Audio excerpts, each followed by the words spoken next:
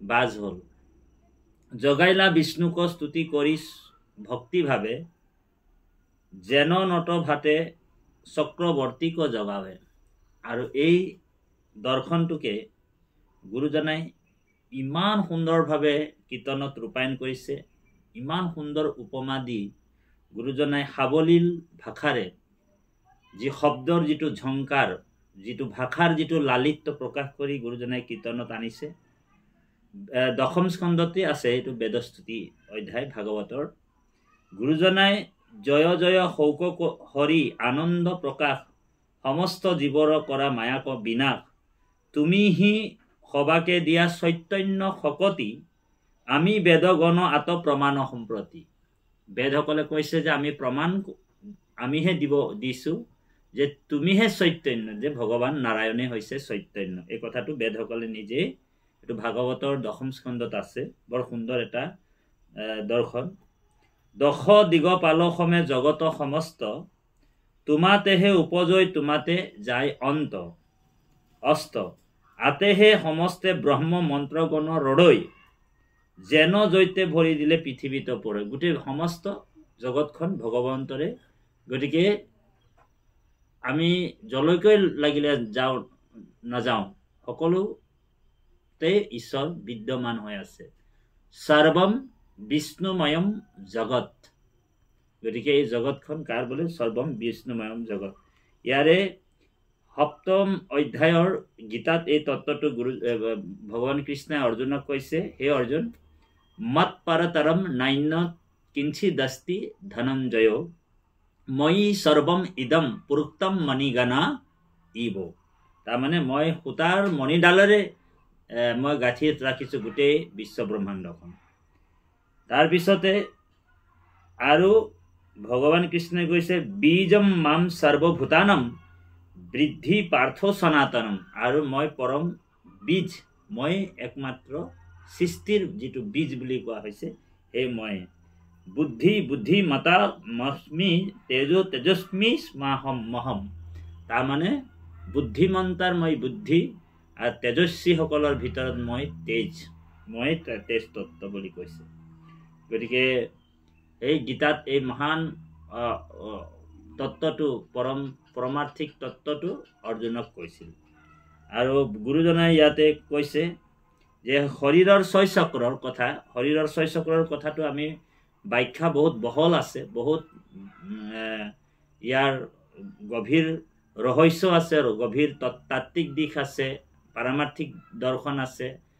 আৰু তথাপি আমি অকণমান চমুকৈ আনিব বিচাৰিছো যে আমাক গুৰুজনাই ছয় চক্ৰ চিন্তা কেনেকৈ কৰিবলৈ কৈছে, তাৰ ওপৰতে আমি এই কথাটো আপোনালোকৰ মাজত প্ৰকাশ কৰিম। ইয়াত গুৰুজনাই কৈছে, লিখিছে, উপমা দিছে পদবন্ধে, যে তুমি হে পৰম তত্ত্ব জানি জ্ঞানী গণে, চাৰৈ পাপত যুগুণ শ্ৰৱণ কীৰ্তনে, এ হৰি ৰাম হৰি অনন্ত মুৰাৰী, ভকত বৎসল নিউ সেৱক উধাৰী। কিমান সুন্দৰ দৰ্শন, কিমান সুন্দৰ কীৰ্তন। এই আনন্দ ব্ৰহ্মক যিটো জনে ভজৈ স্বামী, তাহাৰ মহিমা আৰু কি কহিব আমি। এই আনন্দৰূপ যি পৰমাত্মা ভগৱান, যি চৈতন্যৰূপ পৰমাত্মা ভগৱান, যি সচিদানন্দ, সচ্চিদ আনন্দ, যি সমস্ত জীৱ জগতক আনন্দ দি আছে, সমস্ত জীৱৰ যি আনন্দ স্বৰূপ, যি পৰমাৰ্থ তত্ত্ব, সেই আনন্দ ব্ৰহ্মক যিটো জনে ভজে স্বামী, তাহাৰ মহিমা আৰু কি কহিব আমি।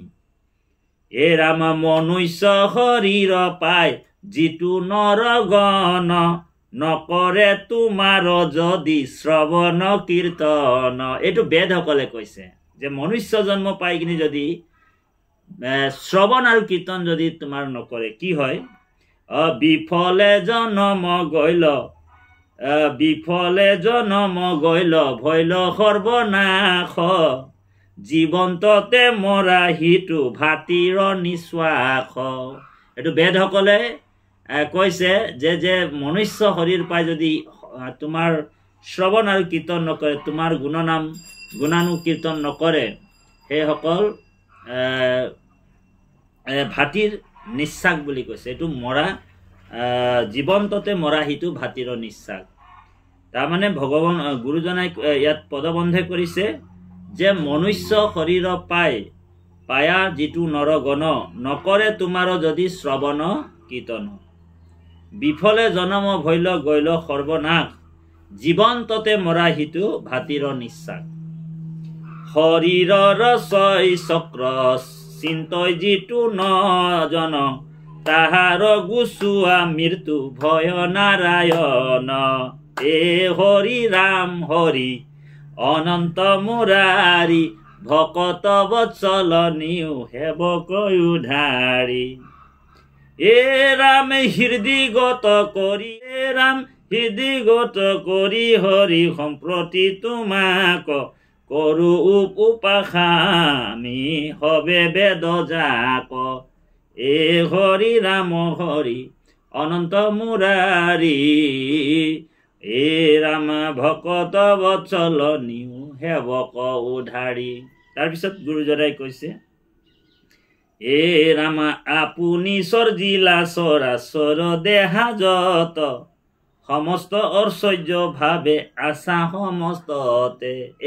যিমান কীট পতংগ মানে আপোনাৰ কীট পতংগ অনুজীৱ যিমান যি আছে সকলো ভগৱন্তই সৰ্জন কৰিছে। সেইকাৰণে কৈছে যে যত দেখা চৰাচৰ হৰিময় নিৰন্তৰ। গোটেই জগতখন ভগৱন্তই সৰ্জন কৰিছে। কীট পতংগলৈকে চাৰিমুঠি জীৱলৈকে ভগৱানে সৰ্জন কৰিছে। সেইকাৰণে এই কথাটো কৈছে সমস্ত ঐশ্বৰ্যভাৱে আশা সমস্ততে। এ ৰাম জীৱ অংশে তুমি প্ৰৱেশিলা গাৱে গাৱে আবে আমি ভজুহু তুহ আবে আমি তোমাক ভজুহু সৰ্বভাৱে। গতিকে এ হৰি ৰাম হৰি অনন্ত মুৰাৰী ভকত বৎসল নিউ সেৱক উধাৰী। এ ৰাম তোমাৰে হে অংশ আমি যত জীৱ যাক তোমাৰ মায়ায়ে হৰি বান্ধিছে আমাক এ হৰি ৰাম তোমাৰ মায়ায়ে প্ৰভু বান্ধিলে আমাক। এ দিও উপদেশ ভজো তোমাৰ চৰণ মায়াৰ বন্ধন সিন্ধু শ্ৰৱণ কীৰ্তনে। আৰু এই মায়াৰ বন্ধনটো শ্ৰৱণ কীৰ্তনৰ যোগেদি আমাৰ খুলিব পাৰে। মানে শ্ৰৱণ কীৰ্তনৰ যোগেদি মায়াৰ বন্ধনৰ পৰা আমি মুক্ত হ'ব পাৰোঁ কৃষ্ণ। গতিকে বৰ সুন্দৰ দৰ্শন গুৰুজনাই আনিছে। কীৰ্তন আমি দেখুৱালোঁ যে শৰীৰৰ ছয় চক্ৰ চিন্তে যিটো জন তাহাৰ গুচোৱা মৃত্যু ভয় নাৰায়ণ। গতিকে এতিয়া শৰীৰৰ ছয় চক্ৰটো আমাৰ ক'ত ক'ত আছে তো ইয়াতে আমি সুন্দৰভাৱে আপোনালোকৰ মাজত প্ৰকাশ কৰিম। প্ৰথম চক্ৰটো গুহ্যদ্বাৰত আছে, দ্বাৰত। এইটো আধাৰ বা মূলাধাৰ চক্ৰ বুলি কোৱা হৈছে। মনত ৰাখিব ১ নম্বৰ চক্ৰটোৰ নাম হৈছে গুহ্যদ্বাৰ, আধাৰ মূলাধাৰ চক্ৰ। আৰু ২ নম্বৰ চক্ৰ লিংগ দেহত আছে, লিংগ দেহ। আৰু তাত য'ত নেকি সৃষ্টিৰ কাৰ্য আৰম্ভণি হয় জীৱাত্মাৰ, তাত সেইটো লিংগ দেহ বুলি কোৱা হয়। আৰু সেই লিংগ দেহতেই স্বাধিষ্ঠান চক্ৰ আছে, স্বাধিষ্ঠান চক্ৰ। সেই চক্ৰটোৰ নাম হৈছে স্বাধিষ্ঠান চক্ৰ। তাৰপিছত এই নাভি যিটো অষ্টদল পদ্ম কমল নাভি দলত যিটো আছে সেই চক্ৰটোৰ নাম হৈছে মণিপুৰ চক্ৰ। তাৰপিছতে এই নাভিৰ পৰা ইয়ালৈকে এইটোক ব্ৰহ্মদেহ বুলি কোৱা হয়। আৰু ইয়াত যি চক্ৰ আছে, ইয়াত যিটো চক্ৰ আছে সেই চক্ৰটোৰ নাম হৈছে অনাহত চক্ৰ। তাৰপিছত ইয়াৰ পৰা ইয়ালৈকে কণ্ঠদেহ বুলি কোৱা হয়। আৰু ইয়াত বিশুদ্ধ চক্ৰ নামে যি চক্ৰ আছে সেইটো বিশুদ্ধ চক্ৰ আছে। ইয়াতে ৰাজহাড়ৰ এইফালেহে আছে চক্ৰটো। তাৰপিছত এই যিটো মস্তকৰ, এইটো মস্তক বুলি কয়। গোটেই মুখমণ্ডলৰ এই ডিঙিলৈকে এইটো ওপৰটো মস্তক হয়। ইয়াত যিটো চক্ৰ আছে আমাৰ সেই চক্ৰটোক সহস্ৰদল চক্ৰ বুলি কৈছে, মস্তক মণ্ডলত আছে। আকৌ এভাগ চক্ৰ ইয়াতো আছে, আজ্ঞা চক্ৰ বুলি কোৱা হয়। গতিকে এই আজ্ঞা চক্ৰৰ কথাটো আমাৰ ইয়াত উল্লেখ নাই, যদিও ইয়াত তাত্ত্বিক দৰ্শন আজ্ঞা চক্ৰৰো আছে। ইয়াত ইৰা নাড়ী, পিঙলা নাড়ী আৰু সুষন্মা নাড়ী, তাৰমানে আমাৰ মেৰুদণ্ডৰ বাওঁ ভৰিৰ তলৰ পৰা মস্তিষ্কলৈ বাওঁ নাসিকাৰ লগত সংলগ্ন নাড়ীডাল নামে ইৰা নাড়ী। আৰু এই ইৰা নাড়ী চন্দ্ৰৰ দৰে উজ্জ্বল আৰু শীতল। গতিকে এই ইৰা নাড়ীত সলিল গংগা, ইৰা পুণ্য সলিলা গংগা বুলিও কোৱা হৈছে। তাক গংগা নামেৰে জনাজাত ইৰা নাড়ীটো, তাৰ গংগা নদীৰ লগত তুলনা কৰা হয়। আৰু পিঙলা নাড়ীটো আমাৰ মেৰুদণ্ড সোঁফালৰ সোঁ ভৰিৰ পৰা নাসিকাৰ সংলগ্ন কৰি মস্তকলৈ বিস্তৃত যিডাল নাড়ী আছে সেইডালৰ নাম হৈছে পিঙলা নাড়ী। আৰু সেই পিঙলা নাড়ী সূৰ্যৰ দৰে উজ্জ্বল আৰু উষ্ণ। পিঙলা নাড়ী হ'ল হৃদয়ৰ সৰস্বতী নদীৰ লগত তুলনা কৰিছে। আৰু সুষন্মা নাড়ী মানুহৰ শৰীৰৰ মেৰুদণ্ডৰ মাজভাগৰ গুজ্জৰ পৰা মগজুলৈ বিস্তৃত হৈ কলডিলৰ দৰে আকৃতিৰ মেৰুমজ্জা সুষন্মা কাণ্ড আছে। আৰু সেই কাণ্ডত গুজ্জস্থানৰ পৰা মূলধাৰাৰ পৰা মস্তিষ্কৰ পৰা সহস্ৰ পদ্মদললৈ যিডাল নাড়ী বিয়পি আছে সেইডাল সুষন্মা নাড়ী বুলি কৈছে। সেই নাড়ীৰ বৰণ শ্বেত বৰণৰ, বগা বৰণৰ। আৰু সেই নাড়ীক হৃদয়ৰ পুণ্যৱতী যমুনা নদীৰ লগত তুলনা কৰা হয়। গতিকে সুষন্মা মাজত আছে আৰু আছে চিত্ৰণী নাড়ী, তাৰ বিভিন্ন উপনাড়ী আছে। সূক্ষ্মতকৈ ব্ৰজা নাড়ী বুলি কৈছে। তাৰপিছত ব্ৰহ্ম নাড়ী আছে। সেইকাৰণে ইয়াত ত্ৰিবেণী সংগম হয়, আটাইকেইটা নাড়ী আহি এই কপালত স্থিতি হয়। সেইকাৰণে ইয়াত এটা চক্ৰ ঘূৰি থাকে, যিটো চক্ৰৰ নামটো হৈছে আজ্ঞা চক্ৰ, য'ত জ্ঞান ব্ৰহ্ম জ্ঞানৰ যোগেদি তেওঁ ঈশ্বৰ তত্ত্ব জানিব পাৰে। গতিকে এতিয়া এই আটাইকেইটা চক্ৰক জাগৃত কৰিবৰ কাৰণে, আটাইকেইটা চক্ৰক আপুনি চেতনা দিবলৈ হ'লে কি কৰিব কৈছে গুৰুজনাই? শ্ৰৱণ আৰু কীৰ্তন। গতিকে আমি যেতিয়া ঈশ্বৰৰ নাম লওঁ, ভগৱন্তৰ ভক্তি কৰোঁ, আৰু পদ্ম আসনত বহি যেতিয়া আমি ভগৱন্তৰ গুণনাম শ্ৰৱণ আৰু কীৰ্তন কৰিম, তেতিয়া আটাইকেইটা চক্ৰ জাগৃত হয়। আৰু সেই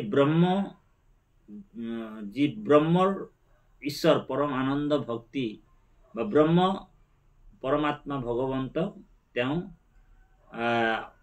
যিটো সুখ দিয়ে, আনন্দ দিয়ে, সেই আনন্দ তেওঁ উপলব্ধি কৰিব পাৰে। সেইকাৰণে হৃদয়ে কমলে, সেই হৃদয় কমলত আমি হৃদয়ে কমলে কৃষ্ণ আচন্ত সাক্ষাৎ, ইহা কোন জানি নৰে কৰে আত্মঘাত। গতিকে এই হৃদয় কমলত তেওঁ বহি আছে ভগৱান পৰমাত্মা। হৃদয়ৰ কমলতে যিটো হৰ্ষদল পদ্ম কমল বুলি ক'লো, যিটো তাতে ভগৱন্ত পৰমাত্মা ভগৱন্ত বহি আছে। সেইকাৰণে এই চক্ৰৰ চিন্তাটো আমাক গুৰুজনাই তেনেকুৱা ধৰণৰ কৰিবলৈ কৈছে, যে শ্ৰৱণ কীৰ্তনৰ যোগেদি আমি যেতিয়া চক্ৰ জাগৃত হয়, আৰু জাগৃত হোৱাৰ লগে লগে সেই জীৱাত্মাটো পৰমাত্মা পৰম ধামলৈ, য'ত অলৌকিক ধাম, যি ভগৱান কৃষ্ণৰ পৰম ধাম, তেওঁ সেই পৰম ধামৰ বৈকুণ্ঠলৈ তেওঁ যাবলৈ সাজু হ'ব পাৰে। গতিকে গুৰুজনে সেইকাৰণে কীৰ্তনত লিখিছে, শৰীৰৰ ছয় চক্ৰ চিন্তই যিটো জন, তাহাৰ গুচোৱা মৃত্যু ভয় নাৰায়ণ। গতিকে শৰীৰৰ ছয় চক্ৰ কেনেকৈ চিন্তন কৰা হ'ল, আজি শ্ৰৱণ কীৰ্তনৰ মাধ্যমেদি একান্তভাৱে যেতিয়া মনটো নিমগ্ন হৈ থাকে পৰমাত্মা ভগৱন্তৰ চৰণত, তেতিয়া সেই শৰীৰৰ ছয় চক্ৰ জাগৃত হৈ চৈতন্য হয়, আৰু পৰমাত্মা ভগৱন্তক তেওঁ দৰ্শন পায়। আকৌ ইয়াৰ এটা বেলেগ এটা কথাও আছে।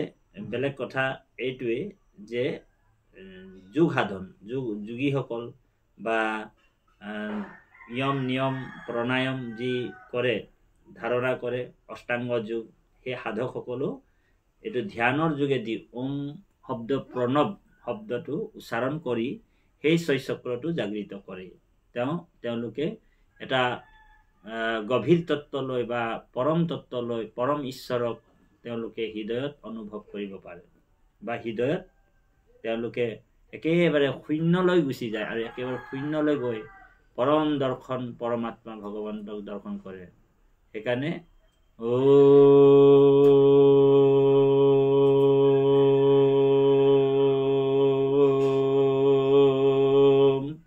এনেকুৱা ধৰণৰ উচ্চাৰণ কৰে তাৰমানে হৃদয়ৰ পৰা তেওঁ ওম উচ্চাৰণ কৰে কাৰণ ওম তৎ আৰু সৎ ভগৱন্তই কৈছে এই শব্দ তিনিটা আদি শব্দ